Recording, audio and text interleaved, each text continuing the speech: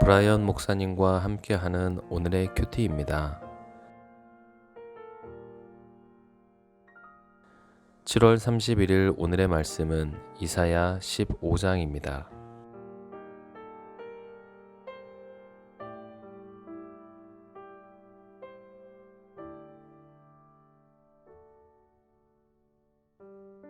모압에 관한 경고라. 하룻밤에 모압 알이 망하여 황폐할 것이며 하룻밤에 모압 기르가 망하여 황폐할 것이라. 그들은 바익과 디본 산당에 올라가서 울며 모압은 느보와 메드바를 위하여 통곡하는도다. 그들이 각각 머리카락을 밀고 각각 수염을 깎았으며 거리에서는 굵은 배로 몸을 동였으며 지붕과 넓은 곳에서는 각기 애통하여 심히 울며 헤스본과 엘르알레는 부르짖으며 그들의 소리는 야하스까지 들리니 그러므로 모압의 군사들이 크게 부르짖으며 그들의 혼이 속에서 떠는도다. 내 마음이 모압을 위하여 부르짖는도다. 그 피난민들은 소알과 에글랏 슬리시아까지 이르고 울며 루힛 비탈 길로 올라가며 호로나임 길에서 패망을 울부짖으니 니므린 물이 마르고 풀이 시들었으며 연한 풀이 말라 청정한 것이 없음이로다. 그러므로 그들이 얻은 재물과 쌓았던 것을 가지고 버드나무 시내를 건너리니 이는 곡성이 모압 사방에 돌렸고 슬피 부르짖음이 에글라임에 이르며 부르짖음이 브엘 엘림에 미치며 디몬 물에는 피가 가득함이로다. 그럴지라도 내가 디몬의 재앙을 더 내리되 모압의 도피한 자와 그 땅에 남은 자에게 사자를 보내리라. 아멘. 이미 말씀드린 바와 같이 이사야서는 크게 8부분으로 나눌 수 있습니다. 첫 단락은 1장에서 12장까지로 여호와를 배반한 유다를 향한 심판과 회복을 예언하고 있습니다. 이어지는 13장에서 23장까지는 유다 및 유다 주변의 10대 열방을 심판하실 것이라는 사실을 경고하는 내용입니다. 그중 오늘 본문 15장은 유다와 10대 열방에 대한 예언 중 바벨론, 아수르, 블레셋의 멸망에 대한 예언에 이어 네 번째로 모압의 멸망에 대한 예언으로 그 내용은 16장까지 이어집니다. 내용을 살펴보도록 하겠습니다. 1절 모압에 관한 경고라. 하룻밤에 모압 알이 망하여 황폐할 것이며 하룻밤에 모압 기르가 망하여 황폐할 것이라. 아르논 강변에 있던 수도 알과 사해 남동쪽의 요새 도시 기르, 이 두 모압의 대표적인 도시가 망하여 황폐해지는 데는 이틀도 필요하지 않고 급격하고 신속하게 하룻밤 사이에 그 황폐화가 끝날 것이라고 이사야 선지자는 반복되는 운율로 2번에 걸쳐서 강조하고 있습니다. 2절 그들은 바잇과 디본 산당에 올라가서 울며 모압은 느보와 메드바를 위하여 통곡하는도다. 그들이 각각 머리카락을 밀고 각각 수염을 깎았으며 모압 족속이 숭배하던 그모스 신을 모신 대표적인 산당이 있던 성읍이 바잇과 디본 두 성읍이었습니다. 하루아침에 나라가 망한 모압 백성들은 그 바잇과 디본의 산당에 올라가서 말없는 그노스 신상 앞에서 울게 될 것이라는 예언입니다.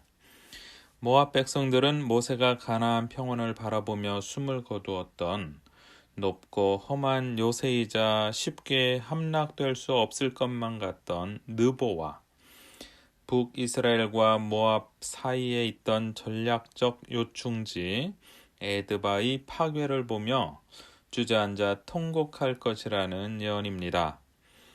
머리와 수염을 스스로 밀고 견딜 수 없는 수치와 슬픔을 표현합니다. 3절 거리에서는 굵은 배로 몸을 동였으며 지붕과 높은 곳에서는 각기 애통하여 심히 울며 굵은 베옷을 입은 백성들이 거리와 넓은 성문 앞 광장으로 나와 함께 애통해하고 심히 울며 어떤 이들은 옥상으로 올라가 하늘을 향해 통곡할 것이라고 예언합니다. 4절 헤스본과 엘라알레는 부르짖으며 그들의 소리는 야하스까지 들리니 그러므로 모압의 군사들이 크게 부르짖으며 그들의 혼이 속에서 떠는도다.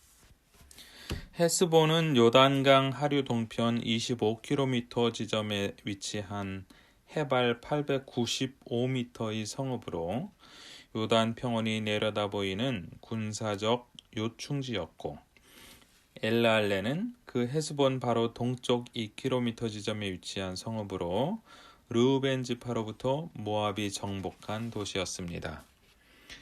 그 두 도시의 백성들이 부르짖는 소리가 헤스본의 남쪽 인근에 있는 야하스까지 들릴 정도이니 적군의 파죽지세에 누구보다도 용맹한 모압의 군인들마저도 혼미해질 만큼 공포에 휩싸여 벌벌 떨며 울부짖게 될 것이라는 예언입니다. 5절 내 마음이 모압을 위하여 부르짖는도다. 그 피난민들은 소알과 에글라 슬리시아까지 이르고 울며 루힛 비탈길로 올라가며 호로나임 길에서 패망을 울부짖으니, 소알은 사해의 남단 끝에 위치한 평원으로서 롯이 소돔성 심판 직후 피난한 곳으로 알려져 있습니다. 모압의 전쟁이 주로 북부 지역에서 발발하였고 북쪽이 크게 피해를 입은 것을 감안할 때 사람들이 남쪽으로 피난한 것은 이해할 만한 예언입니다. 이어 에글랏 슬리시아의 정확한 장소에 대해서는 알려진 바가 없으며 모압의 남부 지역으로 추정됩니다. 즉 본문은 북쪽에서 쳐들어오는 대적을 피하여 모압의 북쪽 지역 거민들이 남쪽으로 도피하는 상황을 묘사하고 있는 것이라 할 수 있겠습니다. 또한 슬픔을 참지 못하여 큰 소리로 울며 눈물을 흘리면서 목숨을 부지하기 위하여 산으로 도망가는 모습을 생생하게 묘사합니다. 호로나움의 정확한 위치 역시 불명확하나 아마도 소알 근처 작은 성읍일 것으로 추정됩니다. 원문을 직역하면 진실로 호로나임 길에서 파멸의 부르짖음을 드높일 것이다 라는 의미로 모압 사람들의 슬픔과 통곡의 강도가 더 높아지고 있는 것을 점층적으로 생생하게 묘사했습니다. 5절의 초반부에 내 마음이 모압을 위하여 부르짖는도다 라는 구절의 의미는 그래도 유다의 형제 국가인 모압의 이런 비참한 상황들로 인해 이사야 선지자의 마음 역시 미어진다는 내용입니다. 6절 니므림 물이 마르고 풀이 시들었으며 연한 풀이 말라 청청한 것이 없음이로다. 6절은 앞 5절에서 모압 난민들이 재난을 피하는 도중에 울부짖는 두 가지 이유입니다. 첫 번째 이유는 니므림 물이 말랐기 때문입니다. 니므림은 사해 남동쪽에 있는 오아시스 성읍입니다. 전쟁과 약탈을 피해 남쪽으로 피난하는 피난길에서 생명을 부지하기 위해 건조한 팔레스타인의 기후 속에서도 그나마 물이 있었던 오아시스 성읍 니므림을 찾아갔지만 니므림의 물마저 말라버렸습니다. 두 번째 이유는 니므림 주변 지역의 녹초가 말라버렸을 뿐 아니라 새롭게 돋아나는 푸른색을 띠는 풀은 아예 없어졌기 때문입니다. 모압이 그야말로 철저하게 황폐화되었음을 선명하게 부각시켜 보여줍니다.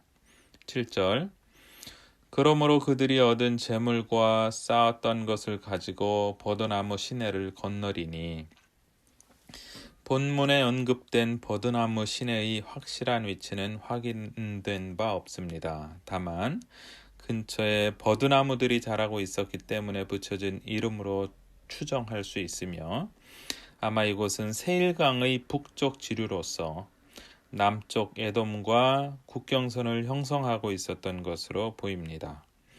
이를 감안하면 본문은 모압 백성들이 나라의 급격한 패망으로 인해 북쪽에서 남쪽으로 피난을 가다가 이제 남쪽 지역조차 안전을 보장하지 못하게 되자 모압에서 모은 재산을 다 챙겨서 국경을 넘어 이방 땅까지 피난하는 상황을 묘사합니다.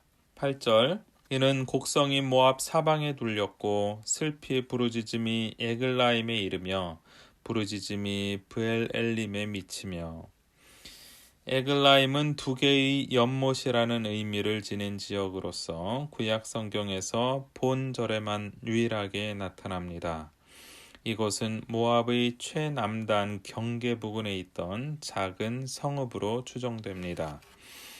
아울러 브엘엘림은 상수리 나무의 우물이라는 의미로 이곳 역시 주로 목축업에 종사하던 모압 사람들에게 매우 중요했던 오아시스로서 모압의 동편에 있는 성읍으로 추정합니다. 이렇게 볼 때 이 두 지명은 모두 모압의 경계 지역으로 추정됩니다.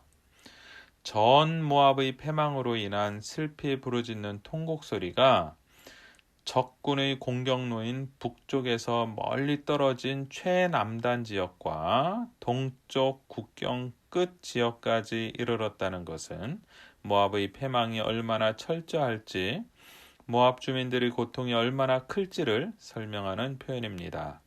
9절 디몬 물에는 피가 가득함이로다. 그럴지라도 내가 디몬의 재앙을 더 내리되 모압에 도피한 자와 그 땅에 남은 자에게 사자를 보내리라. 9절의 디몬이 어디인지는 알려진 바가 없습니다. 그런데 초대 교부 제롬은 이 디몬이 1절에 있는 디본과 동일한 곳이라고 주장했습니다. 그의 주장에 따르면 디몬은 모압에서 종교적으로나 정치적으로 매우 중요한 성읍이었습니다. 따라서 그곳에 피가 가득하다는 것은 모압 전체가 피로 물들었다는 사실을 상징적으로 나타내 준다고 할 수 있겠습니다. 여호와께서 이미 피가 가득한 디몬의 재앙을 더 내리시되 겨우 피난을 나와 살아남은 사람들마저도 사자밥이 되게 하실 것이라는 선언으로 모압을 향한 경고의 메시지는 마무리됩니다. 이는 모압이 살아남은 자들을 통해 다시 재건될 여지마저 없애버리시겠다는 하나님의 의지로 실제로는 BC 605년 바벨론의 왕 느부갓네살에 의해 모압은 역사 속에서 영원히 사라지고 맙니다.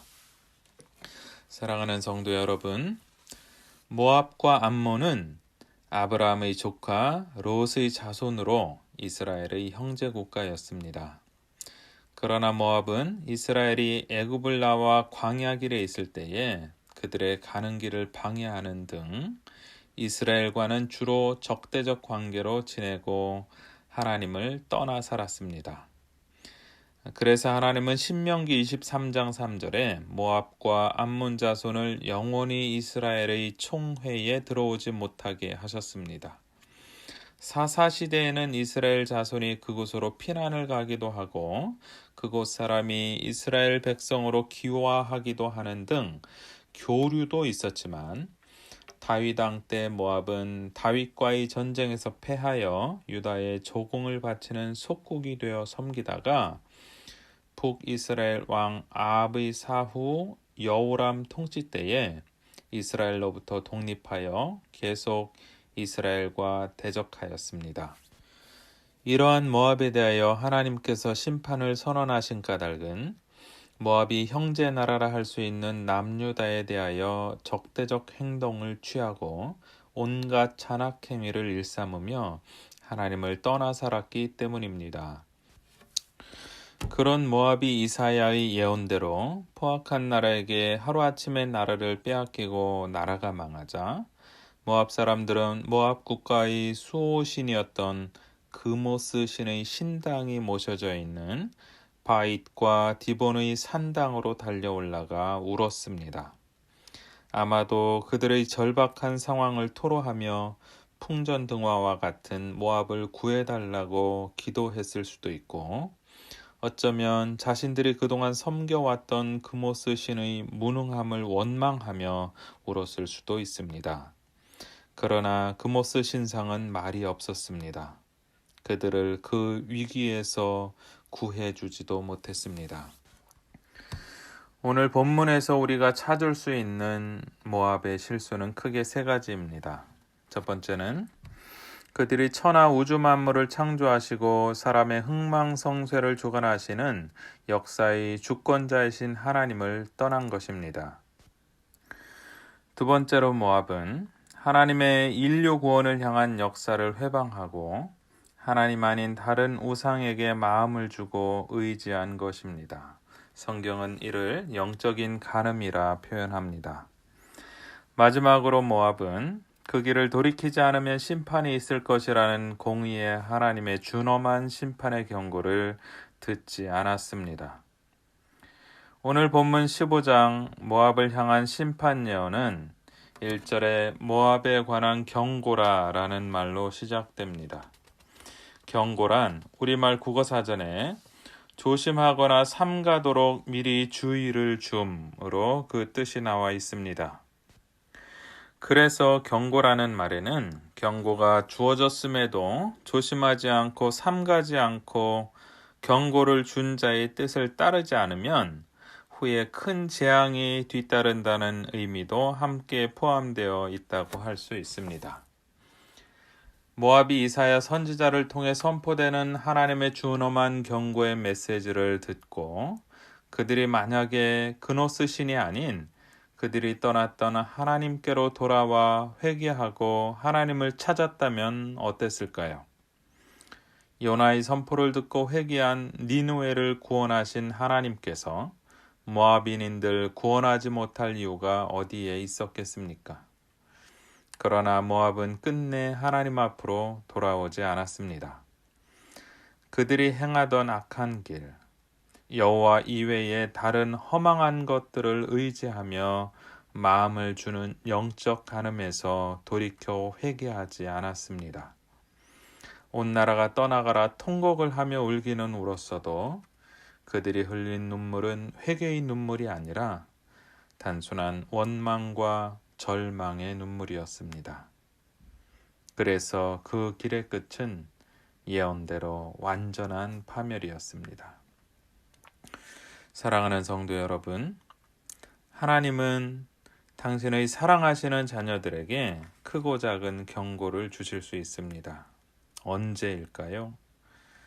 하나님을 떠나 하나님이 기뻐하시지 않는 악한 길로 행할 때, 특별히 모압이 그랬던 것처럼 하나님 이외의 다른 허망한 것들을 의지하며 마음을 쏟고 그것이 나에게 큰 기쁨을 안겨줄 수 있는 양 기대하며 살아갈 때입니다. 성경은 이를 영적인 간음이라 이야기합니다. 하나님은 우리의 마음을 빼앗기는 이 우상들을 제일 싫어하십니다. 요즘 우리에게 하나님보다 더 의지가 되는 듯한 무언가는 없으신지요? 이렇게 당신의 사랑하시는 자녀들에게 주시는 경고들이 때론 아픈 경고일 수도 있고 때론 잔잔한 경고일 수도 있습니다. 중요한 것은 그 경고를 경고로 들을 수 있는 귀가 있어야 한다는 것이고 성령의 도우심으로 그 경고를 인식했을 때 가던 길을 돌이켜 하나님을 향해 돌아서는 용기 있는 결단이 있어야 한다는 것입니다. 그 결단이 우리의 깊은 가슴 속에서 우러나오는 진심이라면 그 사람의 눈에는 눈물이 맺힙니다. 우리 하나님은 그런 눈물을 외면하지 않으시는 분이십니다. 오늘 하루도 우리를 향해 말씀하시는 그분의 세밀하신 음성에 민감하게 반응하는 은혜가 저와 여러분 속에 풍성하기를 주님의 이름으로 축복합니다. 기도하겠습니다. 사랑과 은혜가 풍성하신 아버지 하나님, 오늘도 귀하신 당신의 생명의 말씀으로 하루를 열게 하시니 감사합니다. 돌이켜보건대 말도 없고 우리를 지켜주지도 못하는 그노스와 같은 허망한 것들을 의지하며 하루하루를 불안과 번민 속에 살고 있었던 우리였습니다.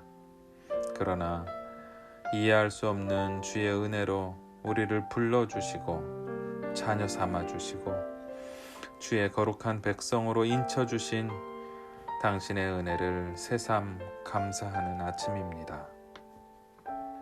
기도하옵기는 우리의 마음이 세상의 허망한 것들을 향해 빼앗기지 않도록 우리의 마음을 지켜주옵소서. 부지 중에라도 주의 길을 벗어날 때마다 말씀하시는 성령의 경고를 들을 수 있는 영적인 귀를 우리에게 허락하여 주옵소서. 또한 성령님의 경고를 경고로 인식하는 순간마다 지체 없이 가던 길을 돌이켜 돌아서는 용기가 우리에게 떠나지 않게 하옵소서. 언제나 돌이키기만 하면 예외 없이 한량없는 사랑으로 용서하시며 다시 품어주시는 하나님을 아버지라 부를 수 있어서 감사합니다.